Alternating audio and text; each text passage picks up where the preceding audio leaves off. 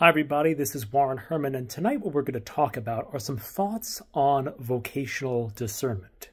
These thoughts are simple reflections that we kind of are asking these almost as we are wondering about these concepts. We are wondering about how to apply these concepts.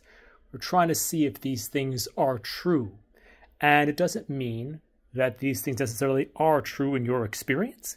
But I want to ask these questions so that we can reflect on these things more deeply. These are some different ideas that are coming to me as I'm thinking about this subject. As I'm kind of wrestling with myself and different ideas and concepts and trying to make sense of it. I want to begin with this as a discussion of the idea that vocation is about love. And love is a strange thing because love involves something that love can mean so many things. It can mean we like someone. It can mean we sacrifice for someone. It can mean all kinds of things. It's something that is hard to even define whether we could talk about love being a verb or a noun.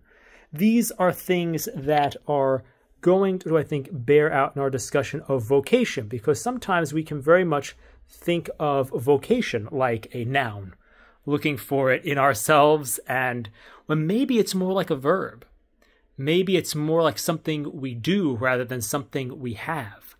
Maybe it's, because if we look at the hierarchy, being is prior to doing is prior to having, as far as I could tell. So it may be that vocation is, more closely aligned to what we are doing than what we have a vocation.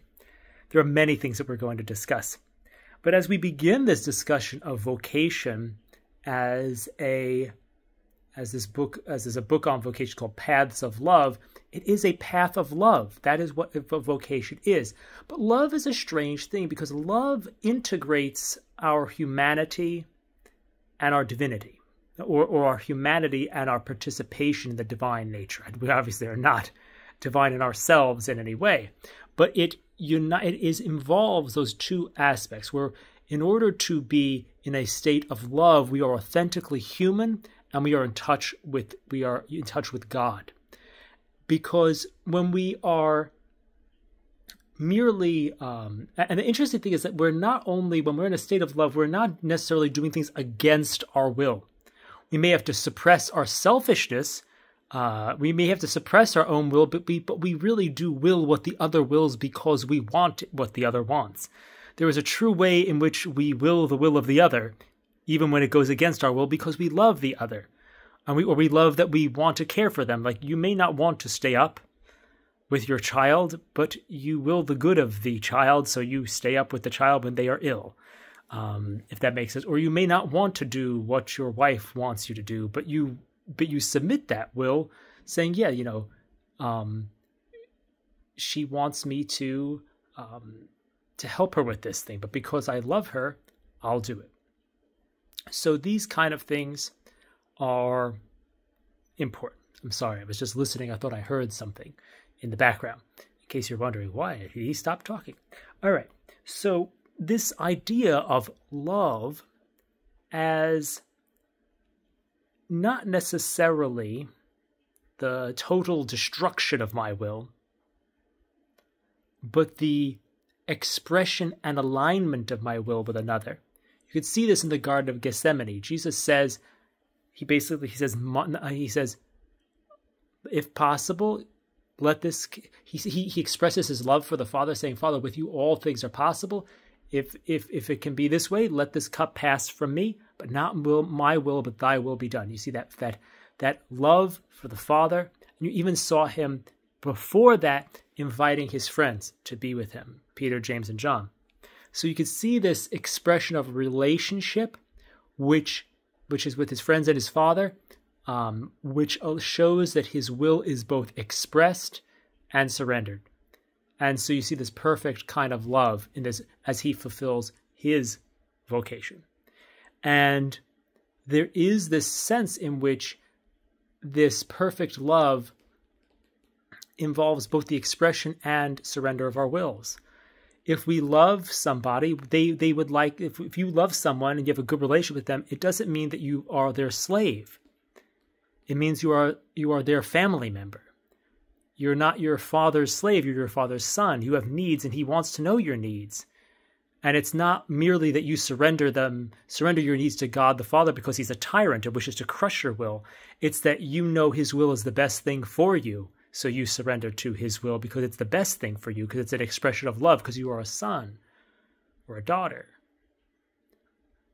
So we want to be like a son in our vocation. We don't want to be like a slave, and we don't want to be like a rebel. The son is capable of love. The slave is only capable of work. The rebel is only capable of playing and making a problem, messing up things, doing dopey stuff. There's this sense in which we want this love, not this life that is slog of work, or this life that is freedom of play and like just that type of rebellion. We want this way of love, which is authentically human. And the reason why I'm talking about this need for our humanity is because sometimes we try to think about our vocation as, I don't want to do my will, I want to do God's will. Well, the thing is, that's true, but we want to make sure we're doing this out of love for God, not just out of like this fear or this weird compulsion or this weird way of thinking like, oh, I have to do this because God's making me do it.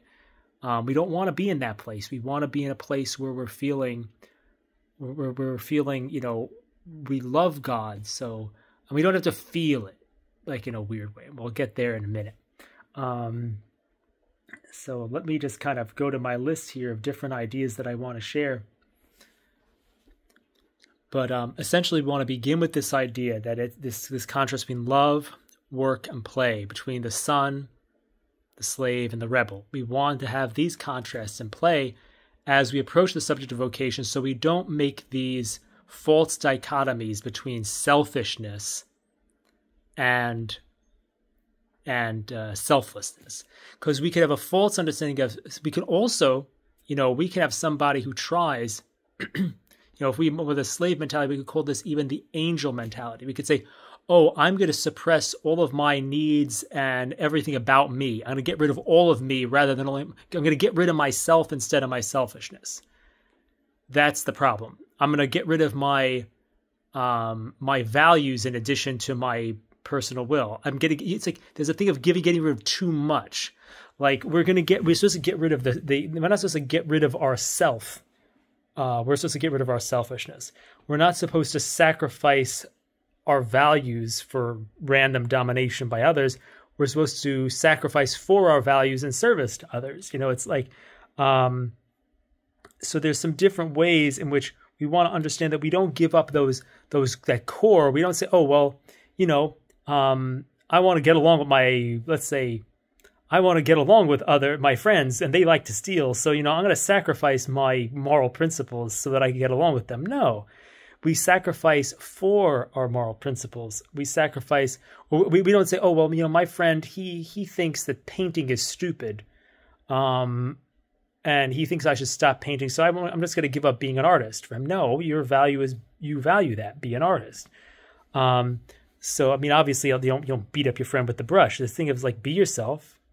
Don't beat up your friend. It's like, but still don't sacrifice randomly yourself, your distinctiveness, because that's not love. So those are some different ideas that I want to share, because we can sometimes want to be too much like an angel in our relationships. We want to pretend we have no needs, and then eventually we end up becoming resentful because we're not authentically being human. So sometimes in our vocational discernment, I think that we can maybe have an idea about God's will that makes us think that God is not taking our will into account and makes us discount all of our own motives and just think we have this kind of vacuous thing where we're like, okay, I can't take my own desires into account. My own desires are bad. They're all addictive and messed up. So we can then really get kind of lost and say, okay, well, I can't even take into account my own desires or trust them at all. So who knows what I want to do? And I think this can be a confusing spot that we can get into with our vocational discernment. And I just wanted to kind of lay that out there in case that's a place where you're at, just as a means of reflection on that. I think we can think that we're being selfish, or we can have this lack of clarity and be like, okay, well, I can't take my own desires into account. Or we can confuse that with being selfish entirely. It doesn't mean that we're not being selfish. There may need to be purification. But we can then go to the other side and say, okay, I want to do what I want to do. You could say, okay, in a kind of willful way, we can want to act like an animal and say, hey, I don't want anything to do with religion, or I don't want to pursue a religious vocation. I want to, I don't know, maybe I want to succeed at my career. But this is, of course, something that, we want to be delicate about.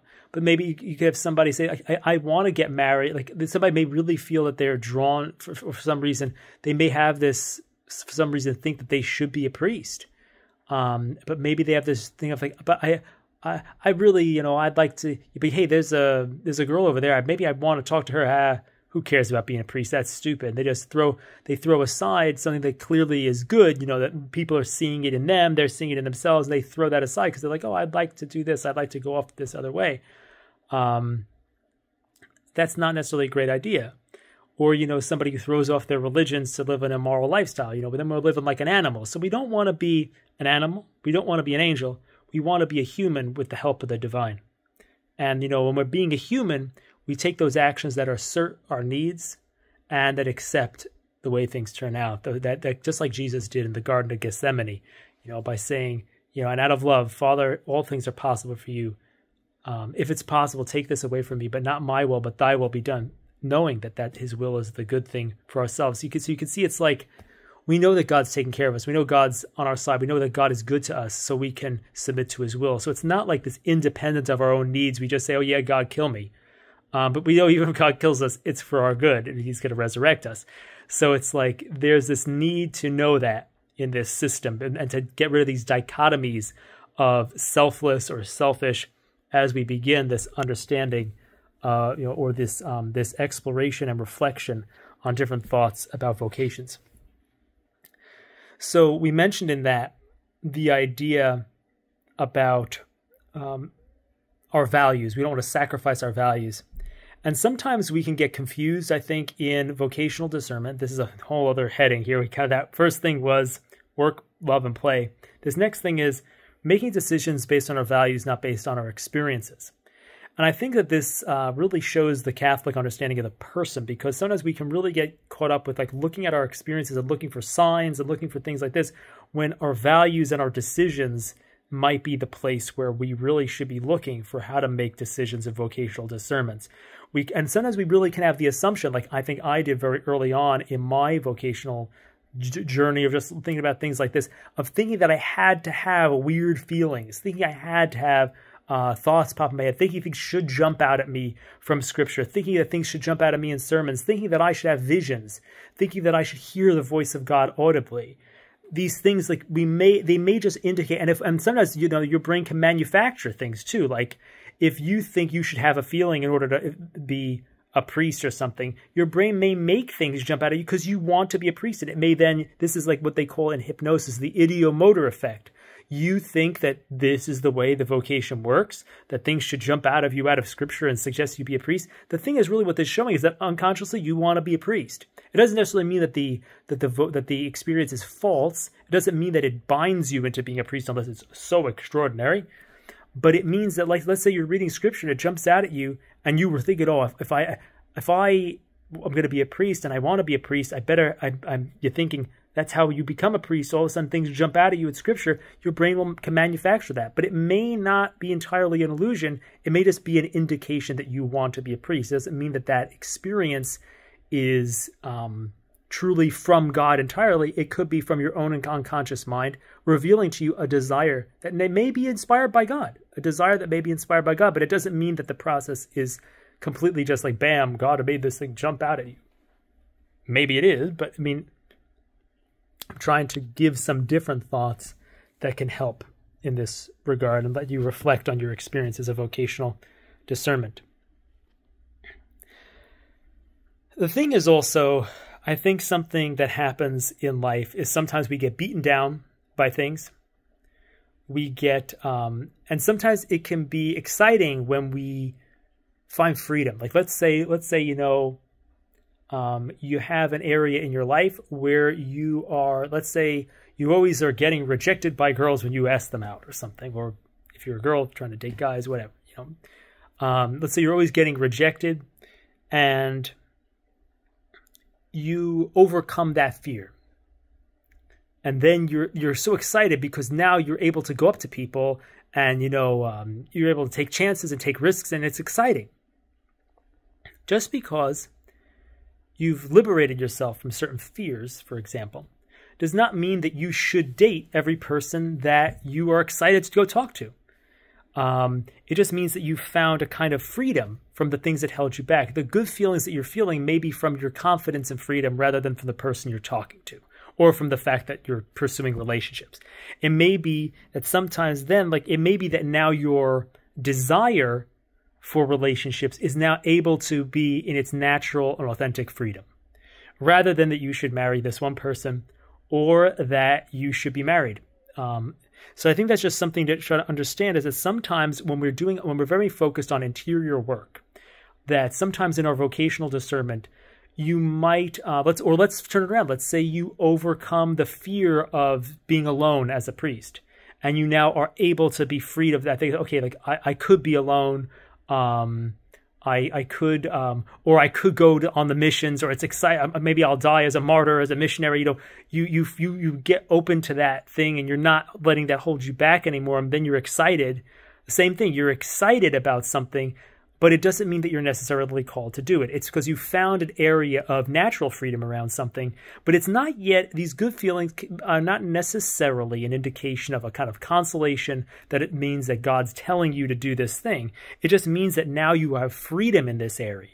And that's something to keep in mind as well. This is interpenetration of interior work, psychological work, and vocational discernment, is that sometimes the freedom you find in various areas may seem as if, and it may be from God, it may not, but it may seem as if this feeling of freedom is an indication that you should pursue one path or another.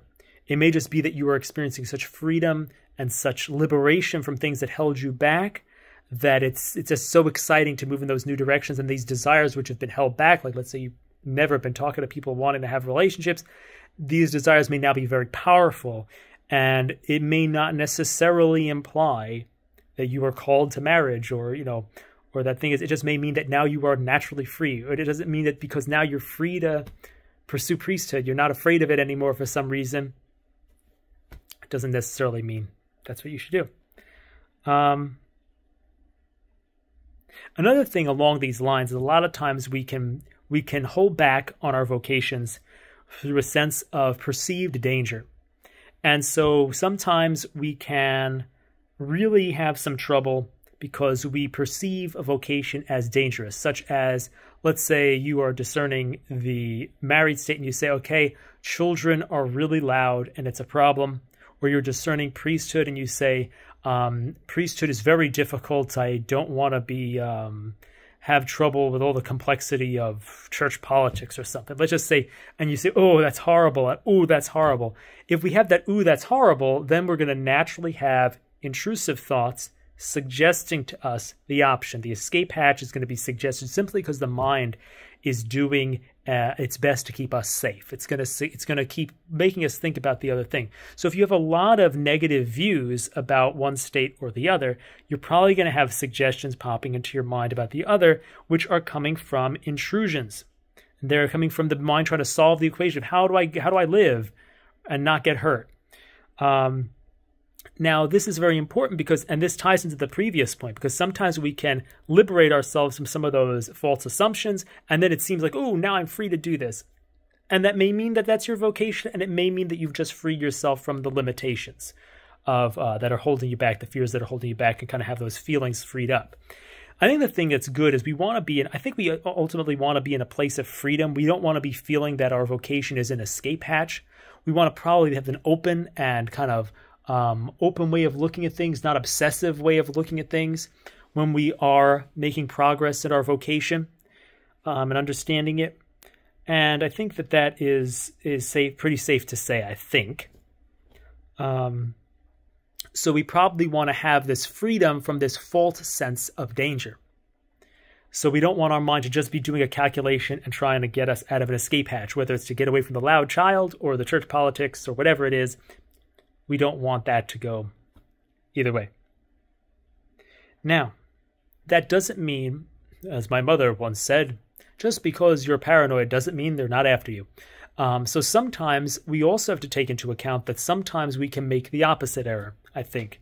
That when we free ourselves from a fear that was giving us an intrusive thought of the vocation, we then don't actually take into account the hazards, the benefits and drawbacks, and then we don't make a rational choice about the benefits, drawbacks, and things like that. We've gotten out of this emotional level, but we then don't actually say, okay, well, let's say that somebody says, well, actually, what I love to do is to be at Mass, preach, and do all these things, and I always wanted to be a priest and all this stuff, and I have to have the necessary qualifications to be a priest and enter seminary. Then they might say, oh, let me pursue that.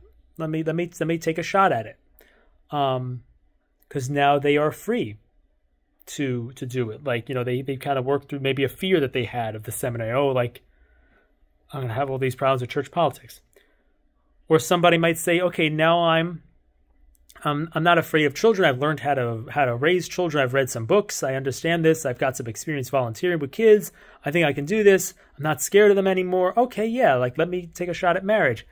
But just because we have that openness to priesthood, that freedom to choose priesthood, that emotional freedom to choose priesthood, the emotional freedom to choose marriage, doesn't necessarily mean that we are called to either of those states. It just means that we have the emotional freedom to do it. And I think that that's a place where we should be moving from, but it's also a thing where the emotional freedom should not blind us to the fact that, oh, there could be church politics. Oh, the kid could be loud and you could have a lot of trouble with the kid. I think the thing is to still take that into account and to keep taking into account those fears or those and make them into real concerns that you can rationally think about rather than fears that are driving you unconsciously. I think that's what's supposed to happen because we don't want to now, when we've liberated ourselves from fear, to then throw ourselves into something headlong without really evaluating the serious pros and cons of something. So we want to rationally address our concerns and take them into account in our decision rather than be driven by unconscious fears and conditioning. I think that's pretty safe to say that we want to, again, we don't want to get, we don't want, this is the way to summarize this point, is we don't want our overcoming of perceived danger to blind us to the actual challenges.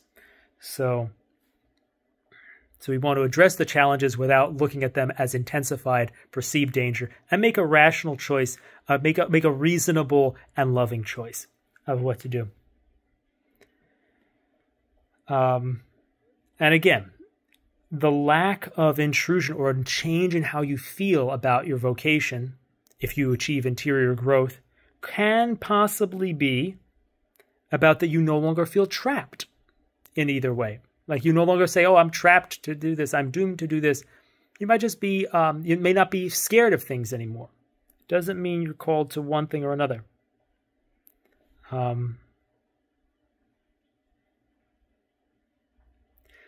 And sometimes we also want to make sure, this is maybe a principle of like, don't weigh, apples and oranges, or don't mix the buckets.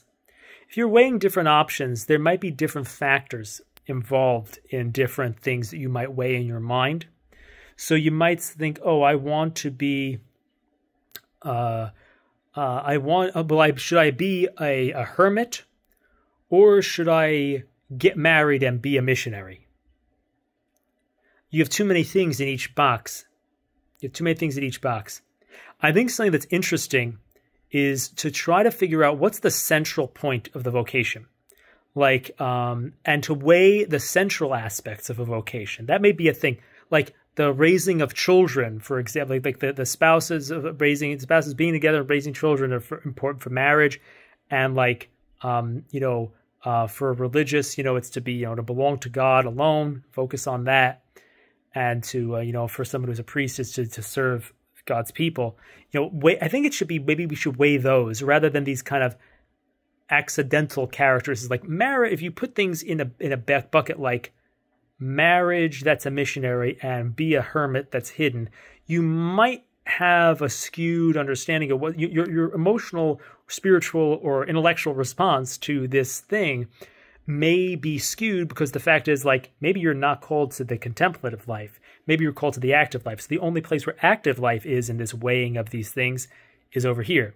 So I think it's really important, rather than weighing these complex buckets that have lots of stuff in them, that have, okay, be a missionary and be married versus be a hermit, you should say, okay, like, do I want to be, raising kids with a spouse, or do I want to be for Christ and his church alone? That's probably a better way to weigh marriage and the other thing. Then you weigh, okay, should I be an active person, in a missionary order, or should I be a contemplative? Or if you weigh marriage, if you say marriage is the thing you want, then maybe try to find like maybe some type of a spouse that's not like saying, oh, I want to always be active. You say, okay, I want a quiet and reflective spouse rather than a bonkers and energetic spouse. It's like, there's kind of these kind of things. We want to know what we're weighing, weigh the right things, weigh one thing at a time, not mix these bags up. And that might be a little confusing to us. And sometimes we want to be able to get down to what is our real intent. So if you weigh, for example, if you end up weighing, I want to be a missionary who's married instead of I want to be a hermit, you might realize that if you pick missionary who's married, maybe the thing you really were picking is I want to be a missionary. And maybe you haven't chosen your state in life yet. You just know that you want to be active in the world, active in God's purposes rather than contemplative. So sometimes we might need to try to figure out what that is. So yeah. And I think that when we weighing these things, we want, like St. Ignatius says, we want to understand our ends and then choose the means that gets us to our ends. And so you probably want to weigh your vocations in terms of like, okay, is having kids and a spouse the best way for me to get to heaven? Is being a priest or religious the best way for me to get to heaven? We want to be weighing these aspects of the central aspects of the vocation probably without, is that the thing that seems to stand out to you? And obviously we want to understand that we may have to specify some things. In general, we have to specify some things like, if okay, there's certain things that are my standards, but we have to be willing to suffer. And that's something I'd like to state here a little bit. And this may be, I may mention this again, but you have to understand what is in this thing. It's like, what am I willing to suffer for? What am I willing to sacrifice for? What do I love so much that I am willing to really, really suffer for it and lose things for it? Am I really interested in loving and sacrificing, for a family? Or am I interested in sacrificing for Christ and his church? So that's something that we can kind of think about. And I may mention this again. So what else can we say here? A lot of times I think we have to be very careful, because if we're working with, if we're going through many insights and many shifts in ourselves as we work on ourselves and as we grow, sometimes insights can be partially true. Especially also experiences can be partially true. We may draw the incorrect conclusions, or we have partial insights and misapply some of the things. God may give us the grace to see something, but we may misapply it. St. John of the Cross talks about this when he says, especially of experiences of a religious nature, like we may have a revelation, but we may not interpret it right, what it means. Where St. Ignatius says we may have an inspiration, but may add things ourselves to what is inspired. So we have to realize that sometimes we may have an insight, it may be very clear, but understand that maybe there's more to it. Maybe there'll be another angle, another way of integrating it with other insights. And sometimes what can happen is when you find an incorrect motive in yourself, you can throw the baby out with the bathwater, or give yourself an overly negative evaluation. Like you could say, okay, the only reason why I want to be a priest is because I'm so selfish that I can never make a gift of myself to a wife and kids. Or the only reason why I want to be married is because I just am interested in my own comfort, and I just like having a family, and I just want to have kids and people and somebody who loves me. Like, and we say, oh, that's so selfish. Now, the thing that's important, it's like, our humanity needs to be honored. Our humanity does need to be honored. It's like we need to honor the fact that some people would prefer to, be with a wife and kids, and some people would prefer to be a priest, and just be devoted to that, But the thing is, we don't want to throw out the whole motive and say that we have no good motives, or that we shouldn't act on the thing. Because you have to remember that we're dealing with good things. We're dealing with objectively good choices of marriage or a priesthood. We shouldn't doubt that.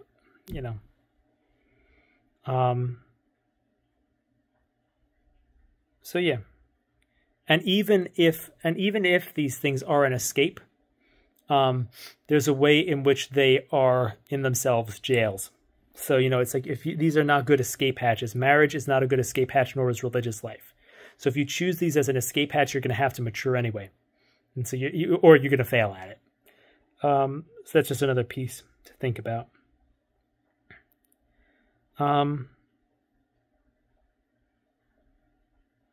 So yeah, those are some different things to think about. The real question too is, when we're thinking about what we can suffer, when we're choosing the means that we want to go, when we're thinking about what we love, would you be willing to, are you so devoted to marriage that you'd be willing to put up with the fact that, your wife doesn't appreciate you, or your husband doesn't like you and is mean?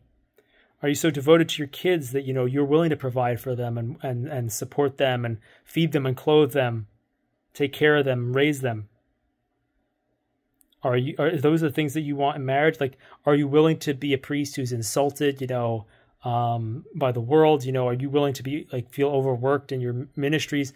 Are you willing to do these things? Do you want to sacrifice for these things? Something that I heard in a homily from Father Caesar was that in order to have perseverance, we have to have love. Because perseverance means we're willing to sacrifice for something that we love. And I feel almost that this love, again, integrates and goes beyond the self. Because it's like something when you sacrifice for Christ and his church, you've been filled, because you've been, that's the thing you value the most, that has filled you up the most. You are then overflowing as gift of self from God's gift to you because of how much you value and what you've received as a result of your faith. Or your experience of Christ, or the whatever you love about the church. The same thing that's how God showed his love to someone who's maybe called to that, possibly.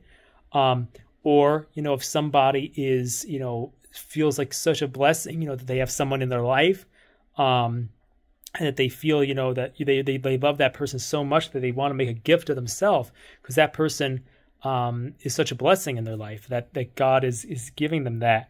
And of course, in all these things, we ultimately, we can't say you complete me to any person. But the thing is I think there's a way that we do experience the spouse as a gift and the church as a gift, even though God is ultimately the thing that is fulfilling us in either vocation, But I think it's like,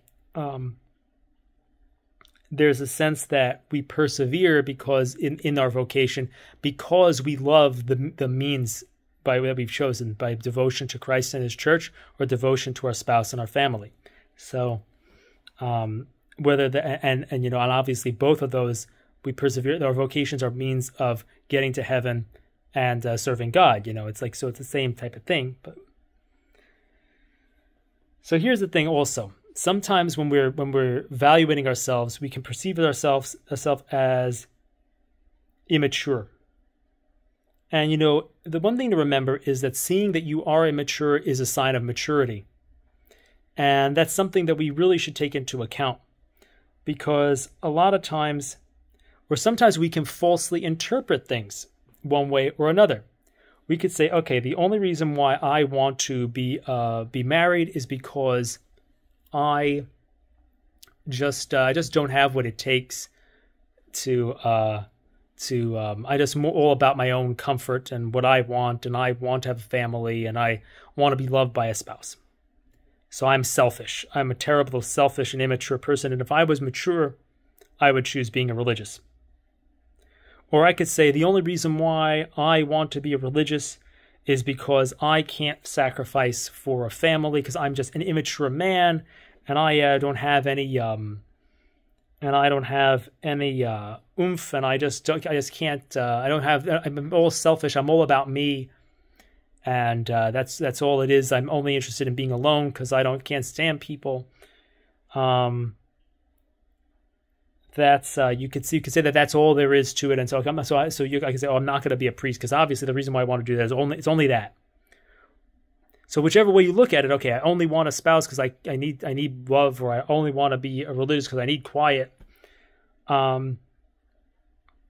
These things, people are different. Some people are afraid of abandonment, and that sounds more like the person who's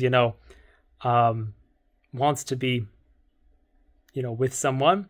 Some people are afraid of being kind of like having somebody controlling them, being stuck with somebody. And those people are more likely to, let me run off to the mountain. But it doesn't mean that that's all there is to either inclination. It doesn't mean that that's all that there is. So it's sometimes we can kind of give ourselves a very negative interpretation. And I think what we need is a balanced interpretation, that our motives are both sinful, but maybe we want to say something like, if you ever seen a ring ding or something like that, or a Twinkie, they say, where's the cream filling? There might be a legitimate thing in there also. Like you may also have some decent motive in there for the choice that you would make. And also, I'm looking at the little list here. You might only be able to make the sacrifice for the thing that you love. It may not be that you're immature. It may not be that you're immature that you love family or that you love priesthood and the church, but maybe maturity is the ability to sacrifice for the thing that you do love. And maybe you just can't stand the other thing because it takes you away from the thing that you love, rather than you just can't stand anything and you have no virtue. So that's maybe another way of looking at things. Because maybe you say, and maybe there is both. Maybe it's like, okay, maybe you do need to grow in virtue, and and you need to do that. But maybe you're looking at things, you're saying, how will I ever express my love for a family if I'm off in the convent? I want to create a family. That's how I want to show love and get to heaven. That's my passion. That's what I'm. And you say, wow, that's the thing. It's like that, the desires of your heart.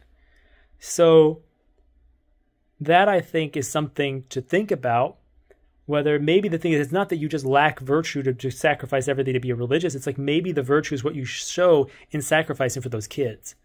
Or maybe it's like you don't lack virtue to be willing to commit to a spouse. You just understand that if you commit to a spouse and have kids, that you're not going to be completely free to make yourself a gift to Christ and his church. So it's like, it may be that you're looking for maturity before you've made the commitment. It's like saying, I'm really a bad husband because I haven't sacrificed for my wife, but you haven't gotten married yet. That's not the phase of the relationship, So it's like maybe the maturity, maybe you're not as immature as you think. Maybe you're immature, but you're not as immature as you think, is maybe the takeaway on that point. And again, it's that sacrifice, as we were saying just then, is based on love of a particular family or a church family. So you always are sacrificing for your family. You always sacrifice it for your spouse, whether that's your earthly spouse or Christ. The other thing is that the lack of fear about vocations, the lack of getting rid of your mental hang-ups about vocations, whether it's your fears of either one, can make you attracted to both, or give you an attraction for all the vocations, because now your emotions are free. you're just becoming a free person. So don't misinterpret that in any way. It's like, so that could be a thing, it's like the lack of fear-based intrusions. Like, so now you're not like obsessing on vocation because you're not afraid of this one or afraid of that one. So you're not obsessing about this one or that one. So now you're just free to make choices. Be like, oh yeah, marriage is great. Priesthood's great. It's all great. You might have any of those things, and you may actually, maybe you were one way or another. It's like, that's the thing there. The thing is also, sometimes I wonder also if we can sometimes just eyeball it. This is another bullet point.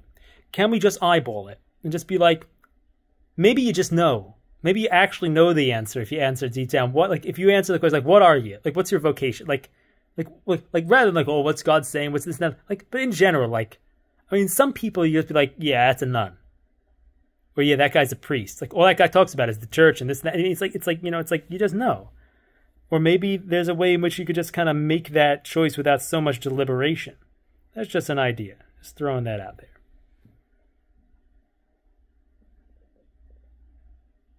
This is maybe another way. This is the whole other bullet point here. And I'm saying this from a male perspective in this bullet point. Like, which wife do you want? Do you want a particular bride or the bride of Christ? Do you want that girl, this girl, or the church?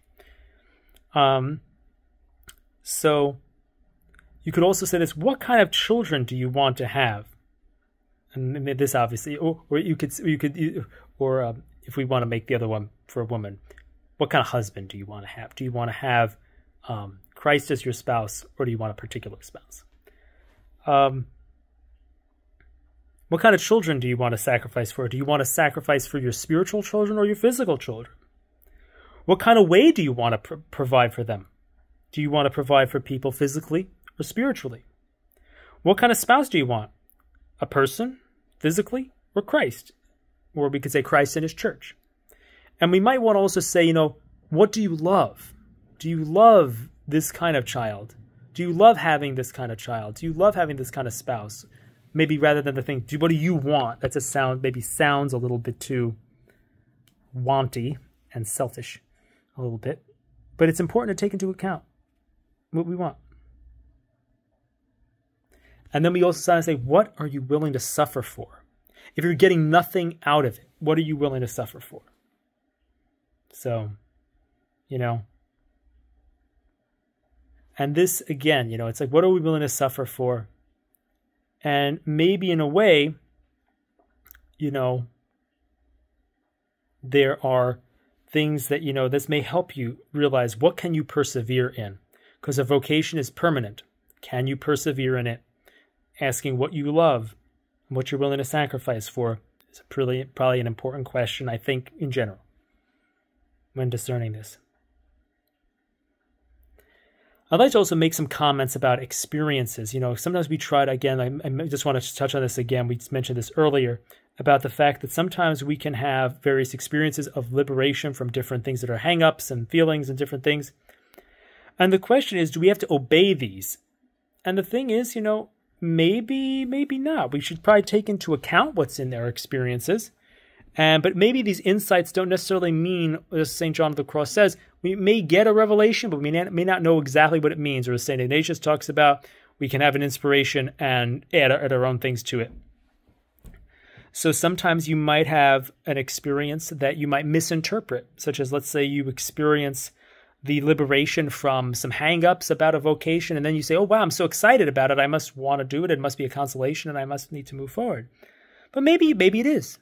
Maybe it's not. Maybe it's the natural freedom that you have. Maybe it is a consolation from God. But the thing is to know that it's possible to be different ways. And, the thing is just to keep an open mind. And maybe what I'm also trying to say is I guess, and I'm saying all these things to myself because I'm really recording these ideas as reflections, that I don't mean any of these authoritatively. That is just things to reflect on. As you're on a journey, I'm just a fellow traveler telling you things that I'm thinking about while I'm traveling along. This is not an authoritative pronouncement. But sometimes you might say, okay, well, what does that experience mean? Do I have to obey that experience? Am I imprisoned by that experience that I had? Whatever it is. It's important just to understand that those different experiences we have, We can add our own thoughts and interpretations to whatever experience it is, whether it's from God, from ourselves, or whatever. Another thing to realize is that sometimes in our discernment, we can have real concerns, and then we can have problematic concerns or mental concerns. So, for example, you may have different kinds. So, for example, let's say I want to be a priest in a certain diocese. And I realize that in this diocese, I'm just making up a dopey story. Let's say in this diocese, this is a place where, it's just they have, the priests all are encouraged to commit crimes. I'm just making a stupid story. And you say, wow, in this diocese, the priests they do all these underhanded deals to keep the churches, getting lots of money so they could decorate them but I'm just making up a dopey story. And you say, wow, I don't know if I could really hang out in this. I don't know if I could join that. That's a legitimate concern. You're not just anxious about that. You're actually having a concern. Or let's say then you also are very scrupulous, and then you're saying, oh, and I shouldn't think that Father so-and-so is stealing money and doing this, because that would be judgmental.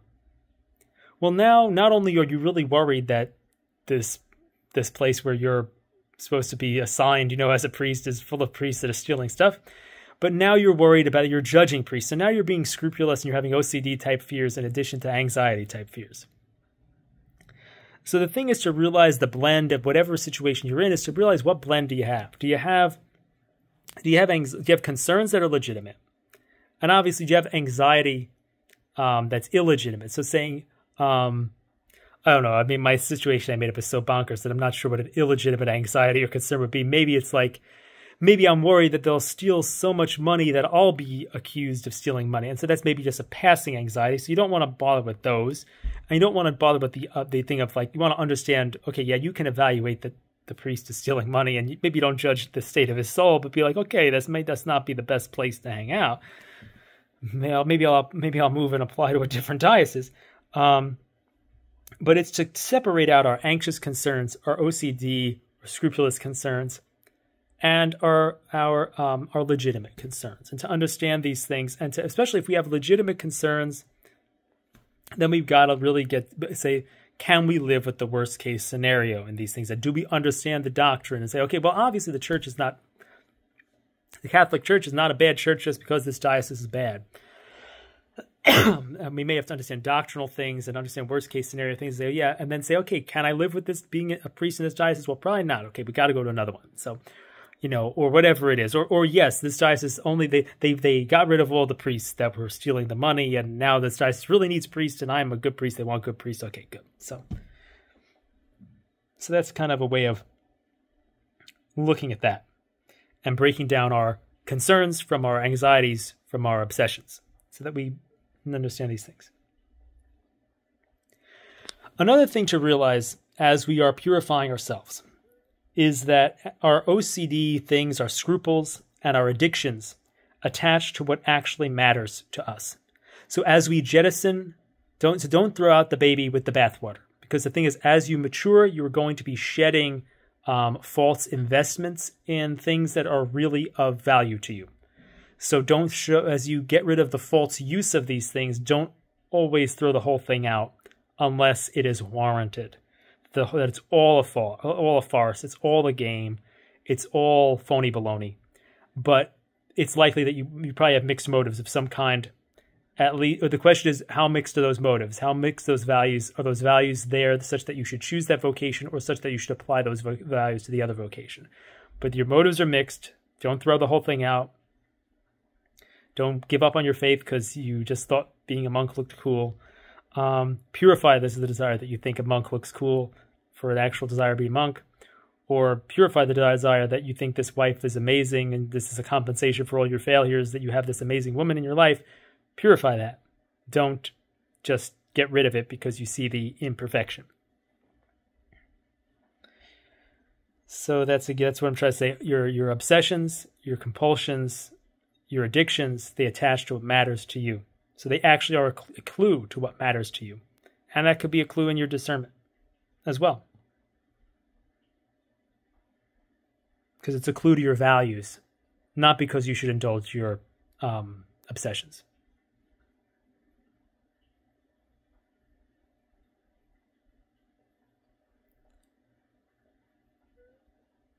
So these are some other things I'd also like to say as we kind of bring this to a close. We began our discussion with the nature of love. That love is kind of a thing that's kind of a noun or a verb. And I think vocation is quite similar. It's possible that vocation is not something we have, but something we do.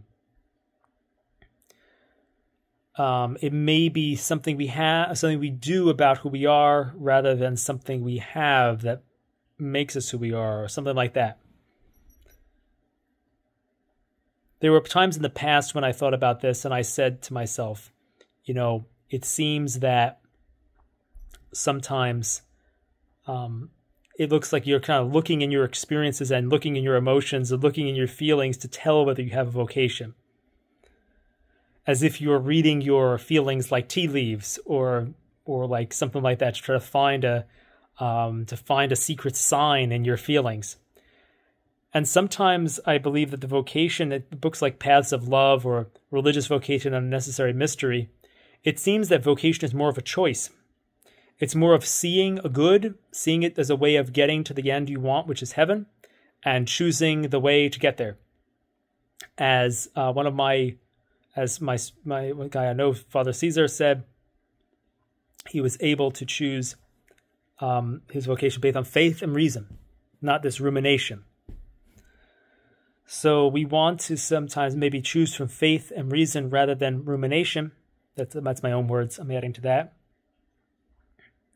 Rather than rumination and experience. It's like, so choosing them from our values rather than our vacillating emotions. But the thing is that, of course, when we make a choice, there may be a spillover. Like if we say, or if we see a value, we might see the goodness of a certain state of life and have an emotional response.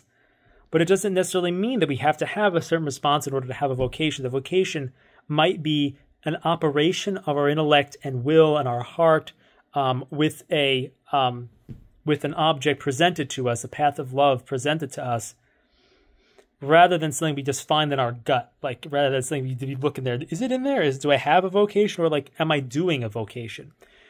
Am I in love, or am I loving? What does it mean to be in love? I think do I have a vocation and am I in love are very similar statements, because am I in love could mean like, do I have feelings? Do I have feelings for this person, or am I serving this person? Do I choose this person? Is this person the best good? Is this person a good for me, and am I a good for them, and I offer myself to them? I think that it's more like a vocation is more like love in that regard. That it is more of something you do in your will when perceiving a good, rather and then which leads to feelings, rather than a feeling you get that makes you have to do something and makes you know you're supposed to do something. It's more of, I think that's more in line with the Catholic understanding of the person, that the will comes first and the emotions come second. You should be leading ourselves with our rational faculties and our heart rather than letting the emotions rule us. And I think that's kind of, we're trying to like be clear and face reality rather than kind of be hypnotized by all these different ups and downs. So that's kind of a thing, that the vocation is not a static reality you find inside yourself, but a dynamic reality that's a dialogue between God, and the options He's presented to you. So that is some things that I just wanted to kind of close up this commentary on love and vocations as a path of love, and